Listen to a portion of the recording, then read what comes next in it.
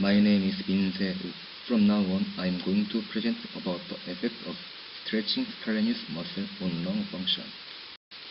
The lungs, which are the respiratory organs, are controlled by the up and down movement of the diaphragm and the expansion and contraction of the thorax because they do not exercise their own expansion or contraction.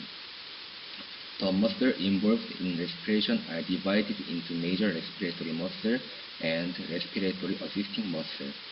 The major respiratory muscles which are involved in normal respiration include diaphragm, intercostal muscle, internal flexor muscle, external abdominal oblique muscle, and rectus abdominis muscle. Respiratory assisting muscles which are involved in deeper and more forced respiration than normal respiration include scalenus muscle, pectoralis muscle, and serratus anterior muscle. Major respiratory muscle is deeply and effectively related with respiration, but major respiratory muscle movement alone does not make sufficient respiration. For sufficient respiration, the respiratory assisting muscle needs to elevate the thorax to assist the expansion of the thorax and assist increasing the lung volume. At this point of view, when the tension of the respiratory assisting muscle is increased or decreased, or when the length of the respiratory assisting muscle is shortened, the lung function could be disordered. In other words, disorder of respiratory assisting muscle causes weakening of the ascending function of the thorax at the time of inspiration and interferes the rise of the thoracic pressure at the time of exhalation. On the contrary, I wondered that if stretching normal respiratory assisting muscle could cause improvement of lung function. So I decided to conduct the research whether stretching normal respiratory assisting muscle could affect the lung function. Scalenus muscle, which is one of the respiratory assisting muscle and deeply related with respiration, is directed to stretch.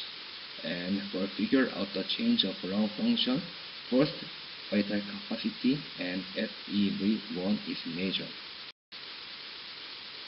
First, for measure the velocity and amount of air flowing from the lungs, spirometer made by PON-FX COSMED Inc was used.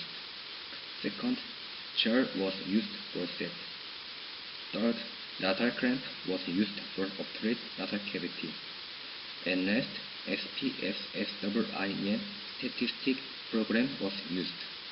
The study subjects were 10 college students, those who had no previous history of cardiopulmonary system that could affect the experiment, and those who agreed not to exercise during the study period. 10 subjects were randomly assigned to the experimental group and control group. There was no meaningful difference between two groups. First, vital capacity was measured while sitting on a chair. The back and shoulders were straightened, and the legs were open to the shoulder width and placed perpendicular to the ground. Also, nasal clamps were used to nasal obstruction. Measurements were made to respire in as deep and fast as possible after 3 to 4 regular respiration, and then exhale as quickly as possible. The exhaled respiration was kept for 6 seconds. Measurement of burst vital capacity were made 3 times and mean values were used for analysis. The measurements for experimental group were made before and after the stretching of scalenus muscle, and control group took a break for 15 minutes after the first measurement, and then performed the second measurement. Our basic posture was sitting straight and staring forward, and there is 3 steps for stretching. First, the stretching exercise for the medial scalenus muscle was performed by pressing the neck part of the subject in the opposite direction in the staring posture, and then the performer stood behind the subject and fixed one hand by pressing the shoulder and pressing the other hand to the side of the head of the subject. Second, Stretching for anterior scalenus muscle was performed in the same posture, and the subject was flexed laterally in the opposite direction of the neck, with the steering upward, so that the neck was slightly bent backward. In this posture, the performer stood at the back of the subject, holding one hand down on the shoulder, pressing the other hand on the side of the head for press. Third, stretching for post-scalenus muscle was performed by flexing the contralateral side of the neck in the initial position, and then steering downward. The performer stood behind the subject, one hand holding the shoulder and the other hand putting on the side of the head for press. Stretching was maintained 6 seconds and take 4 seconds rest. Total 10 times stretching was conducted. Shapiro-Wilk test was conducted for checking normality between two groups. After checking normality, independent t-test was conducted for test equivalence between two groups. And last, paired t-test was conducted for each group between first and second measurement. SPSSWIN statistic program was used and significance level alpha is 0.05.